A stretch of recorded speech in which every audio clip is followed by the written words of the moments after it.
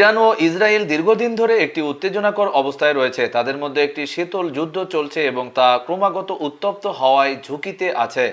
জাতীয়তাবাদকে অপমান করে ইরানের ধর্মীয় শাসক গোষ্ঠী একটি বিশেষ ধরনের ইসলামকে অস্ত্র হিসেবে ব্যবহার করে আসছে এবং তারা তাদের ইমানি মিশনকে অংশত ইসরায়েলের ধ্বংসের প্রয়োজনীয়তা হিসেবে সঞ্চায়িত করেছে। এই লক্ষ্য অর্জনের জন্য ইরান, গাজা ও লেবানন থেকে শুরু করে সিরিয়া ও ইয়েমেন পর্যন্ত পুরো অঞ্চল তাদের পোষ্য শক্তি তৈরি করেছে এবং তাদের অস্ত্র সরবরাহ চলছে। তবে সাম্প্রতিক মাসগুলোই এই প্রক্সি যুদ্ধ ও গোপন অপারেশনগুলো ছাপিয়ে একটি সরাসরি সর্বাত্মক যুদ্ধের আশঙ্কা তৈরি হয়েছে। দুই পক্ষই এই সংঘাতময় মুহূর্তে বিপদের কথা জানে, তারপরও ইরানি শাসক গোষ্ঠী নিজের সম্মান রক্ষার ও অস্তিত্ব টিকিয়ে রাখার জন্য তৎপর। অন্যদিকে ইসরায়েলের প্রধানমন্ত্রী বেনিয়ামিন নেতানিয়াহুকে শত্রুর দুর্বলতা কাজে লাগিয়ে আঘাত হানতে আগ্রহী বলে মনে হচ্ছে। হামাসের 7 অক্টোবরের সন্ত্রাসী হামলাটি ইসরায়েলের জন্য একটি বেদনাদায়ক মোচড় ছিল। ইরানের সর্বোচ্চ ধর্মীয় নেতা আয়াতুল্লাহ আলী খামেনি হামাসের সফল অভিযানকে ইহুদিবাদী চক্রের আসন্ন পতনের প্রতীক হিসেবে প্রশংসা করেছেন। দেশটির অন্য ধর্মীয় নেতারা এটিকে দ্বাদশ ইমামের আগমনের পূর্বাভাস হিসেবে ঘোষণা করেছেন, যা কিনা মুসলমানদের বিশ্বাস মতে ইসলামের বিজয় বয়ে আনবে।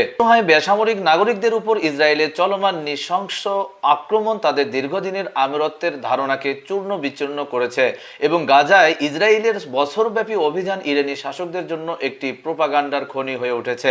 ইরানের শাসক ধর্মীয় নেতারা সর্বাত্মক যুদ্ধ চান না, বিশেষ করে হিজবুল্লাহ ও হামাসের মতে বেসামরিক নাগরিকদের উপর ইসরায়েলের চলমান নৃশংস আক্রমণ তাদের দীর্ঘদিনের আমরত্বের ধারণাকে চূর্ণ বিচূর্ণ করেছে।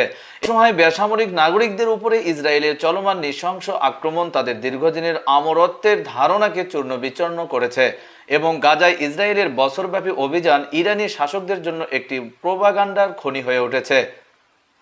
ইরানের শাসক ধর্মীয় নেতারা সর্বাত্মক যুদ্ধ চান না, বিশেষ করে হিজবুল্লাহ ও হামাসের মতো তাদের পোষ্য শক্তিগুলো ব্যাপক ক্ষয়ক্ষতির মুখে পড়ার পর তারা সর্বাত্মক যুদ্ধের ধারণা থেকে সরে আসেন। ইরানের প্রভাব বাড়াতে ও তাদের অধিকাংশ সন্ত্রাসী কার্যক্রম সংগঠিত করতে ইরানের আল কুদস নামের এই সংগঠন বড় ভূমিকা রেখেছে। 2020 সালে কাসেম সোলাইমানিকে যুক্তরাষ্ট্রে হত্যা করাটা সেই আল কুদস ফোর্সের জন্য একটি বিধ্বংসী আঘাত ছিল। কাসেম সোলাইমানি হত্যার পর থেকে ইরান দেখছে কিভাবে ইসরায়েল ও ইরানি কর্মকর্তাদের, হামাসের শীর্ষ নেতাদের এবং হিজবুল্লাহ নেতাদের হত্যা করা হয়েছে। এই আঘাতগুলো, যেগুলো অনেক সময় সাহসী গুপ্তচর বৃত্তি ও কিলিং মিশনের মাধ্যমে ঘটেছে, দেখিয়েছে ইসরায়েলি গোয়েন্দা সংস্থা মোসাদ ইরান ও তার প্রক্সি শক্তিগুলোর মধ্যে কতটা প্রবেশ করেছে। ইরান যে প্রতিরক্ষের অক্ষ তৈরি করতে কয়েক দশক সময় ও কোটি কোটি ডলার ব্যয় করেছে, তা এখন ইসরায়েলের অভূতপূর্ণ চ্যালেঞ্জের মুখোমুখি হচ্ছে। এটি ইসরায়েলের বিরুদ্ধে ইরানের শক্তি প্রদর্শনের ক্ষমতাকে খর্ব করছে। এই প্রেক্ষাপটে ইরান শাসক তথা ধর্মীয় নেতারা কঠিন অবস্থার মধ্যে পড়ে গেছেন। দীর্ঘদিনের আন্তর্জাতিক নিষেধাজ্ঞা এবং শাসকদের নিজেদের দুর্নীতি ইরানের অর্থনীতির উপর প্রভাব ফেলেছে। এর ফলে ব্যাপক অসন্তোষ ও রাজনৈতিক অস্থিরতা সৃষ্টি হয়েছে। প্রায় নারীদের নেতৃত্বে সাধারণ ইরানিরা সাহসিকতার সঙ্গে সমতা, ব্যক্তিগত স্বাধীনতা এবং দেশের প্রাকৃতিক ও মানব সম্পদের সঙ্গে সঙ্গতিপূর্ণ জীবনযাত্রার দাবিতে সোচ্চার হচ্ছে। ইসরায়েলের সঙ্গে যুদ্ধে জড়িয়ে পড়া ইরানের শাসনকে আরও অস্থিতিশীল করবে, এমনকি সেটি সরকারের পতন ও ঘটাতে পারে। শাসকেরা দেশের ভেতরকার অস্থির মনকে ভুলিয়ে রাখতে বাইরের সংঘাতে বেশি মনোযোগ দেন বলে যদিও শেক্সপিয়ারের একটি পর্যবেক্ষণ আছে, কিন্তু ইরানের ধর্মীয় নেতাদের পক্ষে শেক্সপিয়ারের সেই পর্যবেক্ষণ পুরোপুরি মানা সম্ভব নয়, কারণ তারা জানেন যে দেশের ভেতরকার জনগণ এমনিতেই গভীরভাবে অসন্তুষ্ট হয়ে আছেন।